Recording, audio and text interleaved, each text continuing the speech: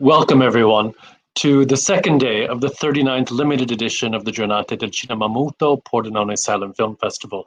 Thank you for joining us. What a thrill to be able to see the brilliant bioscope, to see these extraordinary films in such amazing condition.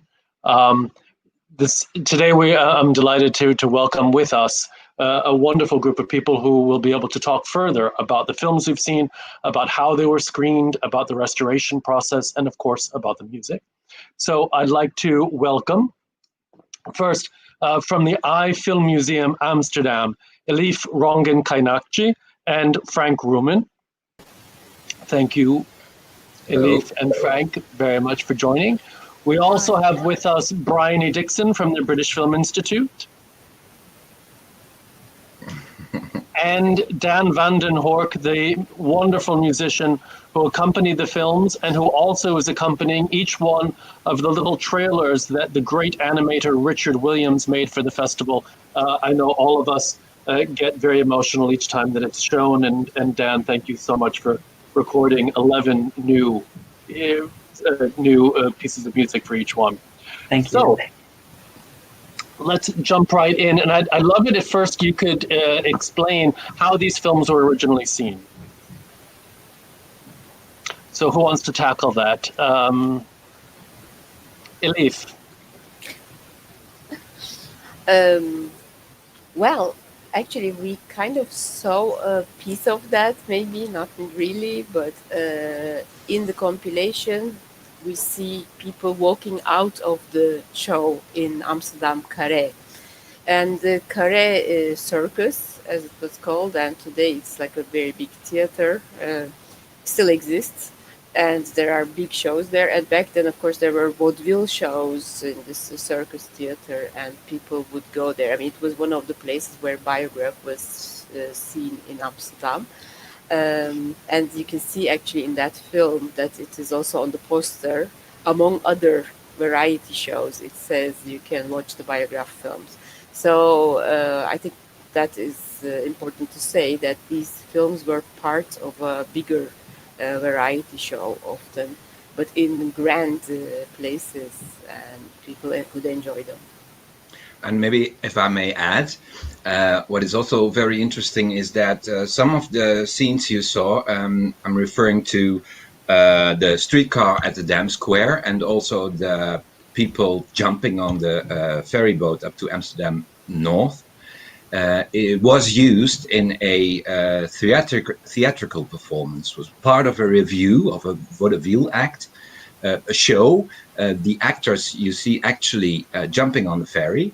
So they were at a certain night live on stage, and then as a sort of intermezzo, the film was shown in the theater performance. Bryony, I wonder, are there similar instances of that that we know about in London or in Britain in general?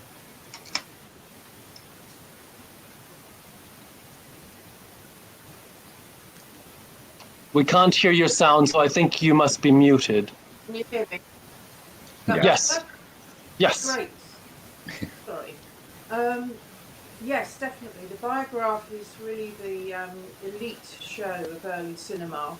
It was, they had residencies at all the big, expensive music halls. So in London, it was the Palace Theatre of Varieties, which was a brand new, beautiful, well-appointed music hall. And it ran there all the way till 1902. So every week it would be on. And it was sort of big and expensive and very beautiful. It would fill this enormous proscenium screen. And the subject matters of the films very much followed that. So they would go to very beautiful places like Venice and capture celebrities of the day like Queen Victoria and the Dutch Queen. So it wasn't the kind of show that went on in the fairgrounds. It was very much a kind of urban, inner-city kind of show. Somebody's just asked from the public about how the film was run through a projector. They're saying that how was it transported through the camera and the projector? I'm wondering if somebody can address that. Well, it was Bryony. It was a massive, huge machine which had pinch rollers. So instead of sprocket holes, it had these little rollers. So it carried through a bit like a modern printing machine at very high speed, 30 plus frames a second. Must have been very noisy and difficult to do. It required constant attention from the projectionist. And precisely because it had no sprocket holes, of course, that's one of the reasons why it took so long for us to be able to see these films in the condition that they are now, because there weren't the machines at the time to restore them in the same way that we would for normal 35 or 16 millimeter. The Giornate screened a number of the 68 millimeter films in 2000 that had been restored in analog, but and while at that time we thought these are amazing, the technology has advanced to a degree where we see it even more clearly. So, Elif, could you talk a little bit about perhaps the challenges of the restoration of this? And then, Frank, I'd love to hear you talking about the compilation itself, how to put so many films together in such a congenial and accurate way. So, Elif. Yes, so the 35 millimeter preservations, as we still have them and we call them, were basically reductions of the image. So they were in a lab. They were the image was kind of reduced to 35 millimeter from the 68 original, and from then on, of course, then it meets the standards. So you can print that forward. Like you can make a new print of it. You can show it in the cinema and so on. Whereas now, using the digital technology, the films were actually digitally photographed, if you like, frame by frame, and then merged together to create the moving file. So there is also less loss in the generations, because basically we are seeing the 68 millimeter frame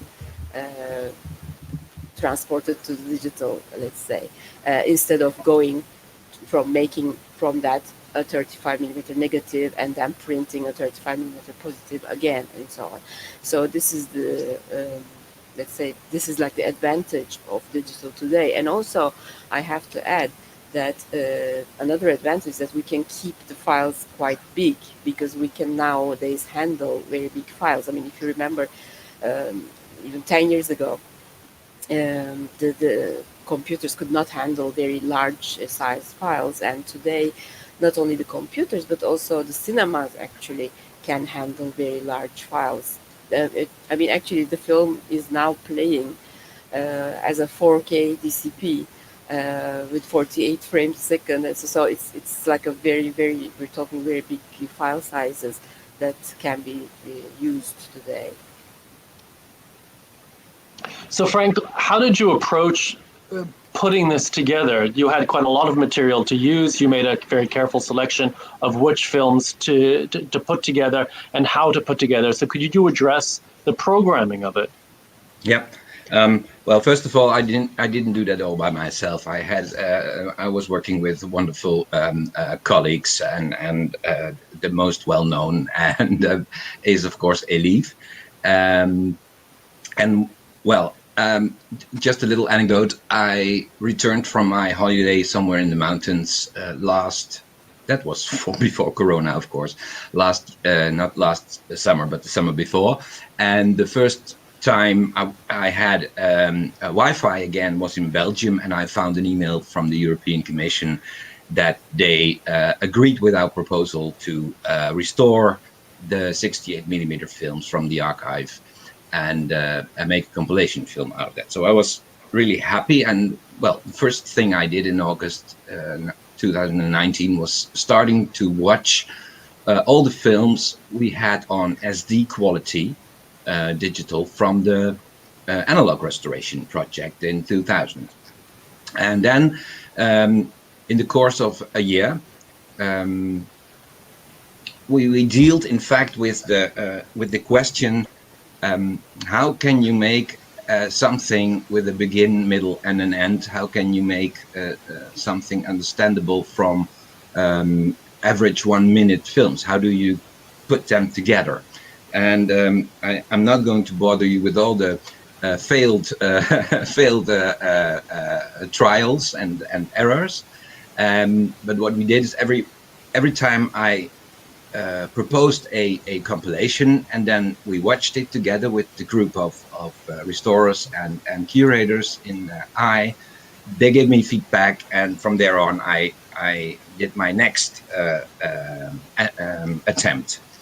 And from the beginning, we were sort of certain that it really belongs to, let's say, the tradition of iFilm Museum being a museum which deals already for a long time with found footage kind of making, that we wanted to be some way lyrical, as opposed to, let's say, educational or didactical, or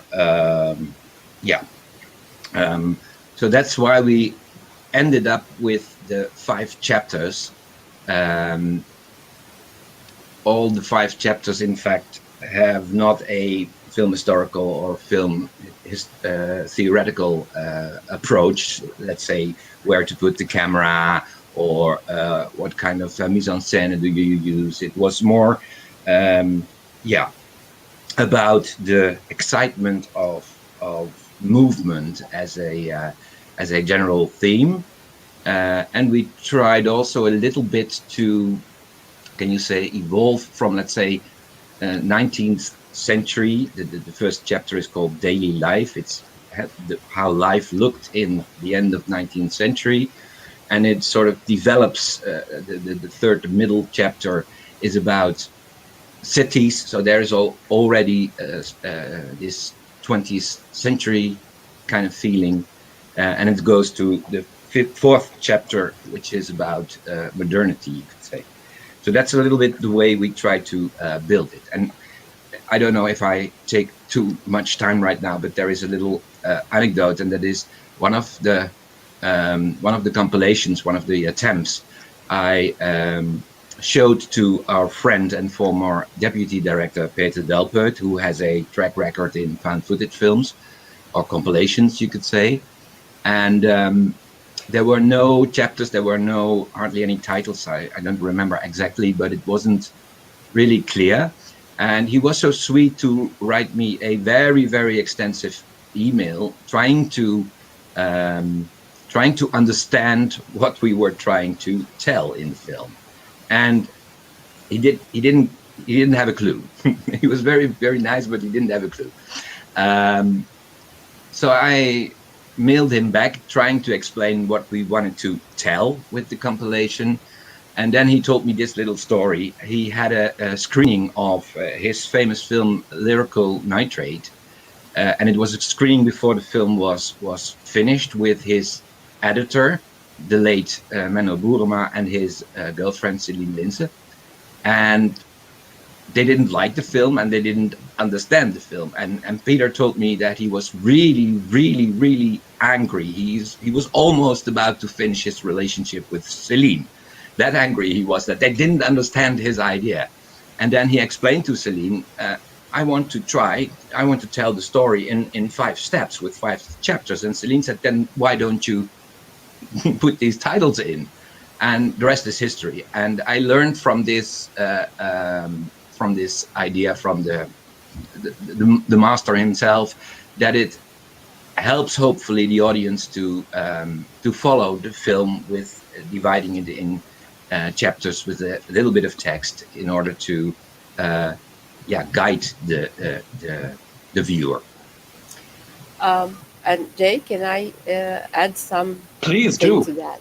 I think we have to maybe stress the fact that this project has kind of 2 aspects in it. So one is, of course, preservation. For a long time now, I mean, for the last years, definitely, we wanted to have these films, individual films, in high resolution. Also, because we noticed that nowadays there is demand for certain, individual films from this collection, and now everything has become high definition. And as Frank already mentioned, what we had were standard definition files, so we were looking for replacing those files with higher definition files. So getting the funding from the European Commission really was a great way for us to individually save these films now in a high definition. However, the budget from the European Commission came also with the obligation to make the films available to everybody, basically to bigger, to larger audiences.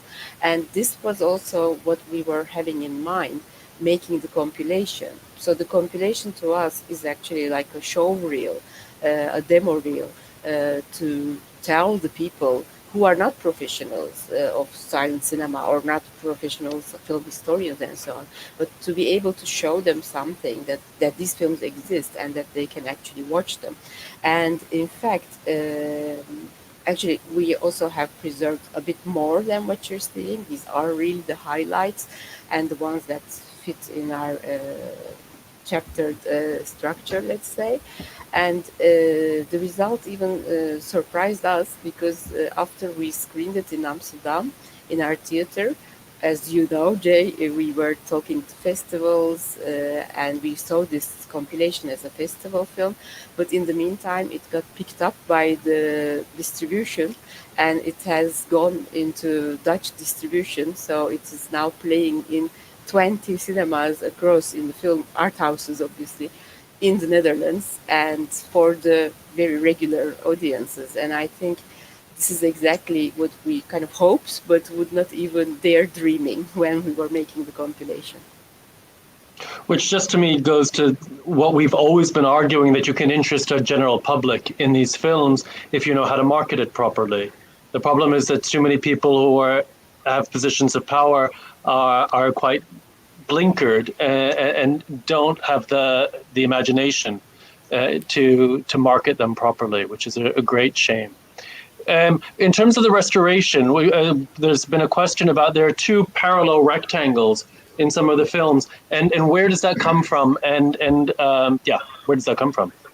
That's probably. Oh, Elif, go ahead. No, I was going to say that is exactly the result of not having the perforation, but having these, let's say, contact points. So the film is driven by, these pushed, let's say, I don't know how to say it, by these contact points. So these two white squares that you're seeing, and sometimes very clearly in some films, are actually these contact points in the mechanics. And that is why we don't erase them in the restoration either. And sometimes this has caused also stretch, like two stretches in the on the image.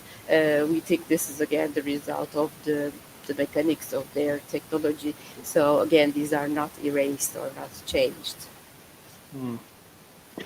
Dan, I was wondering if you could address the challenges of doing music for a program that is so short. So many different films, different moods that you have to all put together into a cohesive whole. And so could you talk a little bit about that? Yes, absolutely. Yeah. And I think you use the exact. Oh, yeah. I think you used the exact right word for this, because this was definitely a challenge. Not just the one, but several challenges. I felt an enormous responsibility to this project, because there were these enormously beautiful images, which, well, they got to me even without any music, watching them in silence. And then second, they were compiled very intelligently and very in a very storytelling way. So you have these chapters, but all these chapters have their own tension bow in them. So I wanted to really acknowledge the different identities of every film, but at the same time not wanted to sound fragmented, or and I wanted to, like I said, acknowledge the tension bows that were there in the chapters. And I think especially the first and second chapter, the version you just heard, was my third or fourth attempt to achieve this. One other challenge I set to myself: I wanted the music to be as invisible as possible. And what I mean by invisible is that if I noticed if I played too much, it got noisy, it felt distorted. And when I played too little, you felt that you were watching silent images. So I wanted to be in that exact middle where the music moves and helps the image without being in the way, and without making you feel that you're watching silent images. And I think the modulations that you used are perfect. So, for example, I was so struck with the Oceanic launch. Right. There's a weight to your music. You give the ship the proper weight in the way that you're playing for it. It's not just simply the drama of it moving into the water, but the sense of heaviness. Exactly. I'm glad that came across, because that's what I wanted to achieve there. To feel in the music that moment where the ship is tilting and then reaches the water. And then I made another change in the music when the first wave of water was reaching the shore, and you saw, actually I laughed out loud when I saw that the first time. You saw all these people running away because they got wet feet, and then running back to see the rest of the land. And yeah, so I tried to follow that with the music as much as possible. Bryony, I'm wondering if you could address the question of color. I'm wondering what percentage of these films have color, and yeah. Very few have colour. There's the Parisian one, I think the Conway Castle railway journey film in north of Wales. I think that's about it. They're hand coloured, so it could be just that there were more and they haven't survived because they were played to death, and it would have been an expensive process. Just one thing while I'm here, I wanted to mention, because we're talking about these biograph films, is the enormous amount of detailed work and information we know about these films due to two very fine historians who died last year. Well, Richard Brown, who did the Victorian book about the biograph films, and of course Paul Spear, who wrote the book about Dixon, who are both, we're very sad that they're both gone now, but they did incredible work, so we know an enormous amount about these films from the incredibly detailed work that they did. So I'd just like a shout out to them, if you like. Thank you for that. I'm glad that you brought that up. And also, Bryony, you've been involved for several years now in a big Victorian film project. So this, in a way, aligns quite nicely with the other work that you've been doing, if you'd like to talk a bit about that. Yes, exactly. And could you turn your sound up a little bit, perhaps? That might help. Sorry. Other way. Is that better? I think so. So yes, we started working on digitising all of our Victorian films way back in 2014. We finally finished in 2018 when we also restored some of our biograph films. They're shared between us and I. MoMA have also done some of theirs.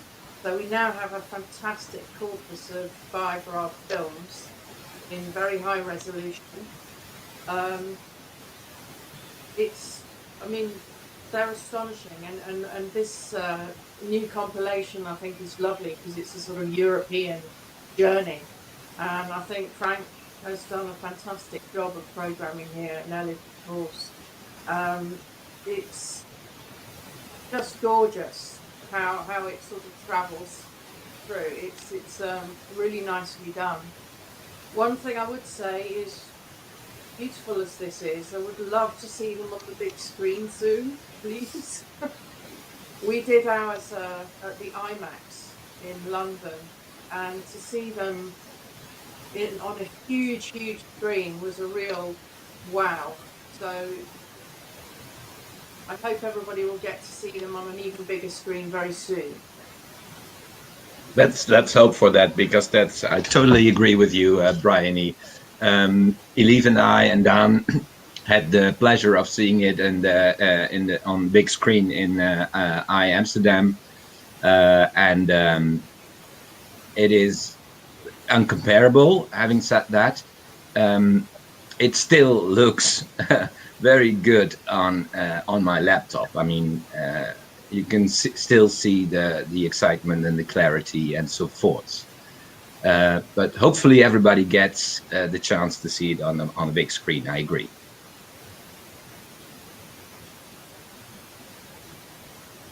You're muted, Jay. So I am. Thank you, Frank. We had a question from the audience about the double exposure in the naval exercise film, and I'm wondering if somebody could address that as well, which reminds me so much of the Gustave Le Gray photographs from the 19th century, which clearly was continuing on later. Yeah, I don't know. Maybe Elif knows. Yes, but Brian, he always, I thought, likes to talk about the skies, about the naval ships. Oh, the exposure on the ship. Oh yeah, that's fantastic. It's my favourite thing.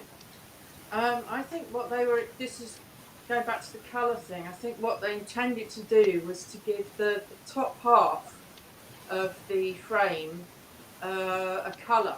So it probably was painted on. And then they photographed it so that almost like a sort of superimposition, and it would have been coloured. But then what's happened, of course, is that you can see the ship travelling behind the sun, which of course is impossible. Maybe we should try and recreate it in colour one day. But yes, it's a sort of experiment, I think. No, it's a wonderful effect. It's a terrific effect. And I'd like to also talk a bit about the visual qualities, the compositions of these films.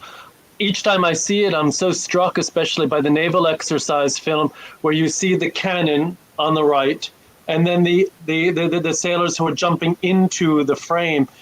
The cameraman is so clearly aware of how this is going to look, of how it's framed, how it's fitting in. Thank you very much, Marco, for putting this on right now so we can see it. I just find it astonishingly sophisticated for its time, and I'd love for perhaps us to discuss that a bit. Elif, would you like to say something? Well, I mean, I think these are the marvelous moments. Not only this one, also the Berlin one with the Altes Museum. If you look like how many layers of people are walking from left to right, from right to left in that footage, like in all these depth levels.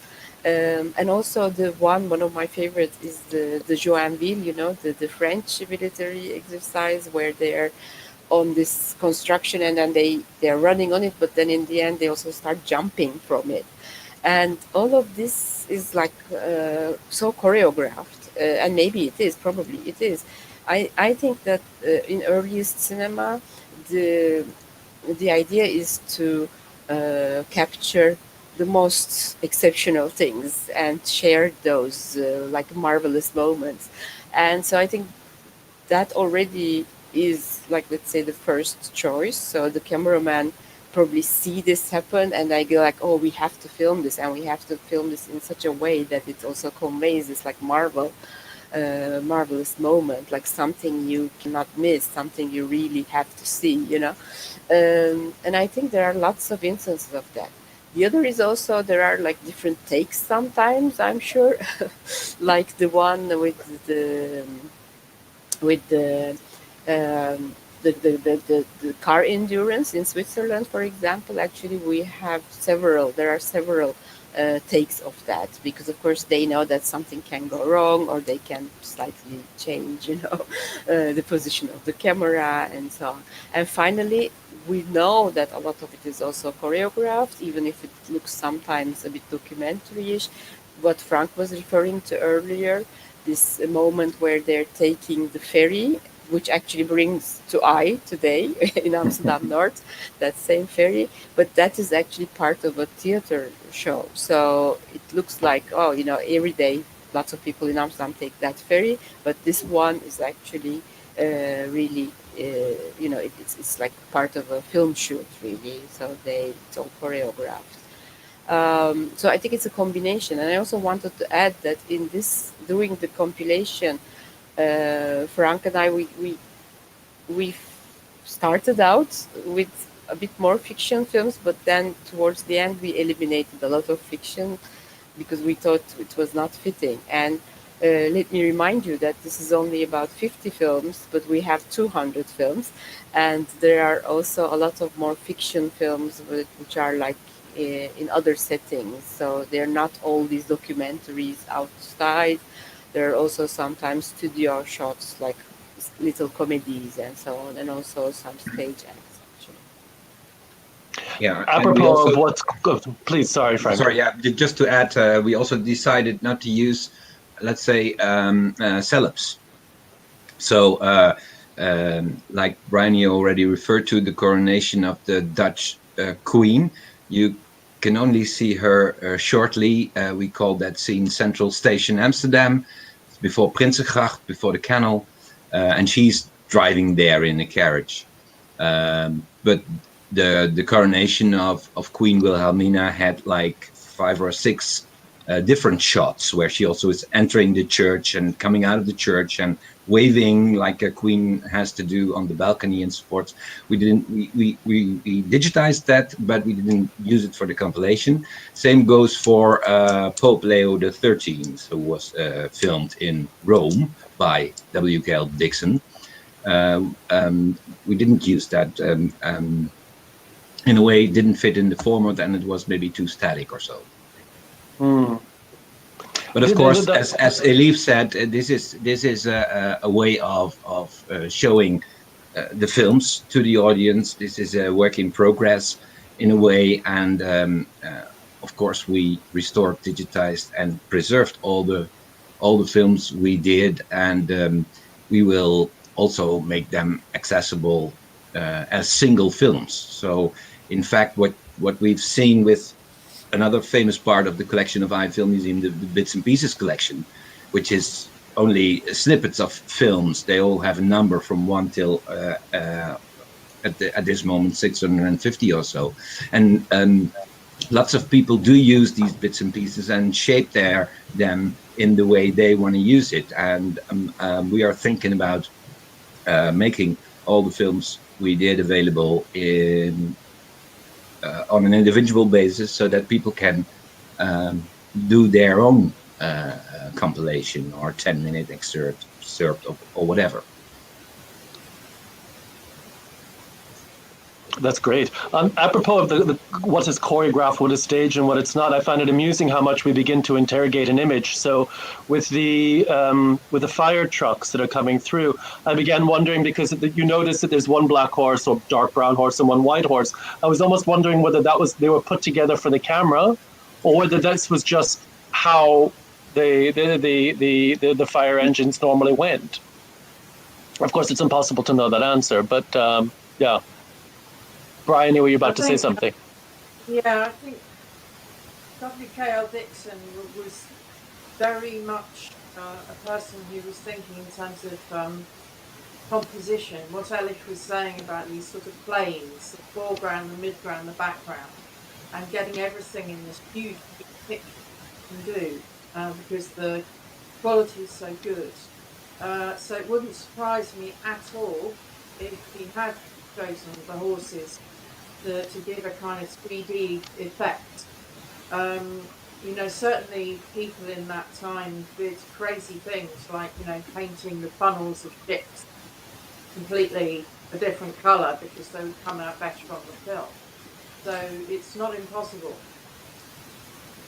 Fascinating. You were talking, Elif, about how many other films there are that aren't in this particular compilation, and Frank, you were also saying that there's a possibility of making these films individually available. Is the European Commission funding that came for this includes all of the films, the 68mm films, or just the ones from this compilation? All of them. That is to say, no. Well, we did as much films as we could afford for the money we got from the European Commission, and of course, referring to the project Bryony is already working on for years. The result of that was also that 17 films from our collection were done by the BFI. So these also are involved, plus the titles from the collection of BFI that were done in the Victorian project. So we also could use them. So that's why some people made the remark that they already saw some of them, like the opening shot of the Irish Mail, for example. But basically, this means that so far the British ones and the European ones have been privileged, if you like, and actually we have a lot of American ones still, so showing like several places in the United States, but also again fiction ones that were done in the United States. Now these are the ones that we hope to tackle next time, but we're looking for funding basically. That's right. And so, yeah, we're not finished. We hope to do them all, and that would be great, of course. And for example, just to mention, to refer to the Captain DC driving in the Martini car, that is the original 68 nitrate from the BFI collection. And in fact, that is an exception. We said that we were to use the entire film, every single film we chose for the compilation. And from Captain DC, we only used a part. These are quite long films in 68 millimeter terms. And that, in fact, that's the only exception where we did not use the entire film for the compilation. So also from Captain DC, of course, the restoration, we did the entire 2 films, both the ascent and the descent of Captain DC. So there is more. Okay, wonderful. And of course, the Museum of Modern Art also have a nice little collection that they've done some work on recently. There's some astonishing films in there. Fantastic one of Niagara Falls, Queen Victoria in movements, and this sort of overhead railway. Schwebebahn. Amazing film, absolutely amazing. Fantastic. I think I've frozen, I'm afraid. No? Okay, fine, good. Dan, I wondered how much were you influenced in terms of when writing the music by nationality? So we jump, for example, from the Roma camp to the Tarantella, then we have Pompeii. How much were you thinking about incorporating national airs, shall we say, into it? And how does that also affect its cohesion? Right. That's a difficult question. Not the question, but the problem. I believe you discussed it already with Jose also yesterday, and he said very wisely that some of the times these sort of decisions can be political as well. And so for both the Roma film and the Tarantella film, I waited to write the music for those to the very last. To what I always would like to prevent is that you hear me imitating certain styles.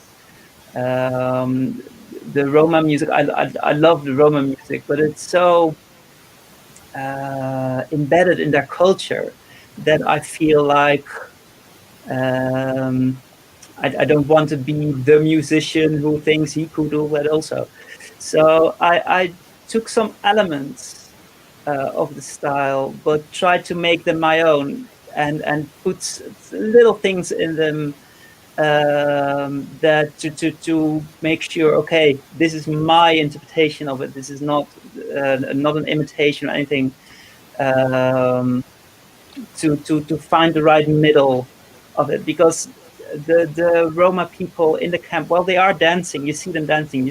You need some sort of dancing music, and to have a completely different style wouldn't work either. I also had a lot of trouble with Tarantella, and to be completely honest, I still think it sounds more like an Irish jig than a Tarantella at this moment.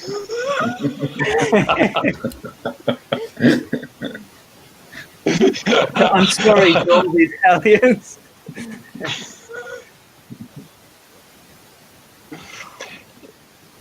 When you mentioned the word imitation, it just came into my mind while watching, for example, the Rudge Whitworth bicycle short, the advertising short.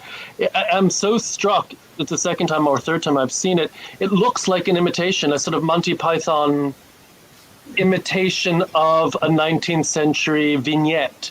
I think because of the clarity of the film, but just the way it's all set up, it's remarkable that the imitation is as lifelike as the actuality.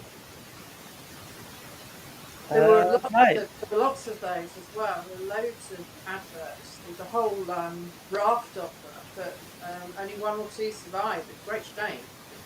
They're really good. And it was supposed to be a money-spinning exercise for the company, but they kind of ran out of steam before it really got going. But Could you talk a little bit? Oh, sorry. Pardon? Oh, I'm sorry. No, just talking about the commercials. Actually, there are more commercials available, but we kind of shied away from using them because some of them, like you say, look pretty absurd, even by today's standards. We have one with the cacao commercial, I believe, where the person, everything is like normal, person is sick, and then the other person comes with cup of cacao, which is, you could still have the commercial like that, but they made like a giant cacao cup, and it makes it look so absurd that, like you're saying, you think of Monty Python, you don't think this is from 1898 or something. So yeah, they're really strange. I wonder if you could address, you were talking about, that there were many more commercials. Could you discuss, the documentary evidence we have, which, of course, Paul Spear talks about as well, but just briefly for this format, what documentary evidence we have for what was made? There's a catalogue in America of biograph films, but apart from that, we've got very little documentary evidence. There's only stuff in the press, and there is the programs of things like the Palace Theatre and Varieties. A lot of these things were made for the Mutascope, which was a kind of companion. It was like a kinetoscope, so it's a viewing machine that turns photographs. Again, very high quality photographs. But most, I think, of the advertisements were made for that device. So it was a kind of way of having another revenue stream, I think, for them. And I think that's where the advertising was intended to be. They were also going to have a service for people to make their own films, so for rich people having a kind of home movie, effectively, that they would make in a studio. But it didn't really ever take off very well. And as I say, when the company went under in about 1902, I think that sort of ceased. Do you think it didn't take off as a home movie product because of some kind of class expectations, or why do you think that might have been? Yes, I think there are never quite enough rich people in the world, if you know what I mean. So the machine is expensive, making a film is expensive, film is expensive. We all know this. We're living through consequences of that at the moment with COVID and the cinemas not having enough films to show. So I think it was just an imbalance. They couldn't make it sort of common and democratic enough. You would have needed many more people buying in to the system. It came just at the moment when 35mm became better in terms of quality. In about 1901, 1902, 35mm gets better. So the clarity is better. It's a more convenient format. The cameras are smaller, and so on. So really, it's large format. Excuse me, the large format falls out of use. It's no longer economic. Yeah, and I guess also more friendly to use, no, because of lack of perforation again and so on. I think the smaller the gauge, more or less, it's easier to use at home. And of course, then come the safety aspect of the nitrate versus the safety and so on. So I think they had, in that sense, a lot of handicaps, being 68 millimeter nitrate films versus the other alternatives on the market. Dan Strebel has just written also to add, of course, that Paul Spare and Eileen Bowser had put together a database of the American Mutoscope and Biograph Company production logs from 1895 to 1908. Two great historians who sadly have left us this year, in fact. So it's good to be reminded that of the great work that has come before us and that we're continuing to work on from use that as we continue our own further research. Do you think? I mean, you were saying that the compilation is being released is released now in the Netherlands in cinemas. Do you think that is there movement to get this shown also outside of the Netherlands? There is also going to be a release in Belgium, actually, and I think what is interesting is that it is cynical to say that COVID helps this compilation right now because of what you mentioned just before, Jay, that the theaters. Oh, sorry, there was Brian here. I'm sorry. The theaters do not get. They don't get any new titles. James Bond is held behind, let's say. So theaters are really in search of content, and that is a great opportunity for the compilation. So distribution in the Netherlands, distribution in Belgium, and of course one of the promises towards the European Commission was also that we would announce the compilation, that our colleagues in the whole world and festivals can book, of course, the compilation. Yes, and that's going to happen too, because next week the film is selected for the Lumière Festival in Lyon, so it will be screened there on big screen, I guess. And from there on, it will go to professional festivals. There are already bookings from Berlin, Belgrado, and so on. But like Frank is saying, this promise that we had made to the European Commission to make it available to larger audiences, in a way, we didn't maybe always know how to reach the larger audiences. So going into distribution is really a great way, because now we're seeing that it's in the cinemas around us and it's being screened like in afternoon screenings and so on. So lots of people can see it. Although, of course, cinemas are running with limited capacity now, like 1/3 of their theater space and so on. But in a very unexpected twist of events, we kind of released it simultaneously with Tenet in the Netherlands, and it's still doing well. Yeah, day one. No, but no, but what I'm really extremely happy with is the fact that, of course, all the feedback we get now here in Pordenone from somewhere in the world on the film is great. It's great that a professional audience is looking to the compilation, but my biggest ambition was to make a compilation film for my uncle and my aunt and just normal people who do not are film buffs and so on. And this seems to happen right now, and that makes me really extremely happy because my friends or my family who saw the film, they are also enthusiastic, and they've seen something really special which they probably normally would not see. and I really think that is a fantastic thing. Another aspect, by the way, like your travel program yesterday, Jay, which was lovely and brought us around different places around the globe. Of course, when we started making this compilation, actually there was no COVID measures, there was no restrictions to travel, and yet we had intended it like a travel through Europe kind of thing, just as a general concept. And as we moved on, of course, the COVID restrictions came, and after March, we were all sitting and working on this from our houses and so on. And I think now it's also interesting that it functions also in this way. It's now bringing you to, we thought time travel, but now it's also like, again, brings you to revisit like Paris and Berlin and so on. So, and Venice, of course, gorgeous. So, yeah, that's also a strange, unexpected thing that happened.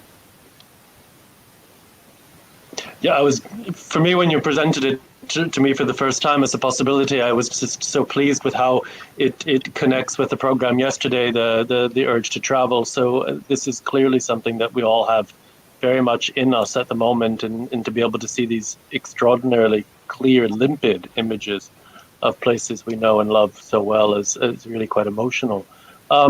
We have a question from the audience about any erotica, particularly in the Mutascope films that might exist. Are there these films in the collections? Frank, it looked like you were about to answer that. No, well, I don't know of any really erotic 16 millimeter. I was also looking to Bryony, because she knows, of course, the BFI collection very well. Yeah. And the only thing is that sometimes some of the fiction films are, let's say, a little bit naughty, like a kiss.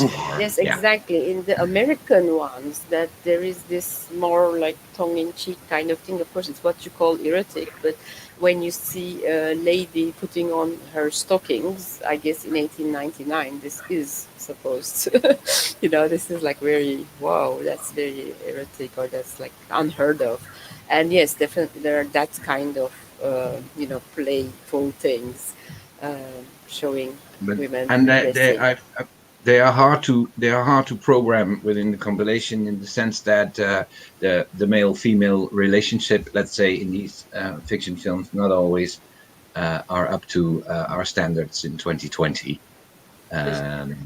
So that is difficult also, the way Bryony wants to say something. The other thing is that I think the films, as I said, were a kind of elite product, and they were not going to ruin that by having kind of unsavory or naughty films. The upper middle class wouldn't like it. But the Mutascopes, which were put on the seaside, they did have slightly naughtier content. This was for the working class holiday goers at the seaside. So the two things diverged. That'll make complete sense. But Elif, I'm wondering, I might have misunderstood. When you said that there are quite a number of these films in the American collections, is that because they just simply survived more in the American collections, or they were made more in America? No, I think you did misunderstand. I meant in our collection, we still have like 100 plus films, 68mm films, that are of American origin. So those are still, not digitized in this way, and you're not seeing them yet in this way. And in that part of the collection, there are these more fiction films, for example, also. Okay. And beyond Europe and North America, were these films also not just simply shown, but were they created? Were the cameramen outside of those hemispheres? Bryony. Yes. Absolutely. What Dixon did when he came over from America to London was to set up companies all around Europe and beyond. So they were sort of based in London and then spread out because of the way the finances worked. So he set up the company in France, in Italy, in Austria, There was one in India. There would have been one in Australia. There was one in South Africa. The Dutch and the Belgian and the German companies were sort of more independent. So there were lots of companies, most of whom didn't make very much, or the stuff doesn't survive, which is a shame. But it was intended to be a kind of worldwide franchising kind of system. And they shared the films between all the different countries. So you could sit down and watch a show with an American film, a German film, a French film, a British film. And they would share all the best content. So they were constantly moving, which is why they are still existing in archives all around the world today. Great. I see that we've just gotten to the 1 hour mark, so I think we should probably wrap it up. Thank you very much for joining us, for bringing this extraordinary compilation to the festival, and for being able to discuss the many questions that we have, the many topics to further here and hopefully individually as well and among groups. So thank you very much. Thank you for wanting to show the film. Yes. And we hope to be in Pordenone again next year, of course.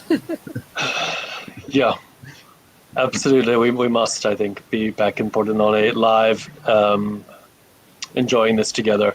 And do come back for the screening in an hour and a half of the wonderful Chinese film Guo Feng, and the discussion after that as well. And see you later then. Thanks again. Thanks. Bye-bye. Thank you. Thank you. Bye.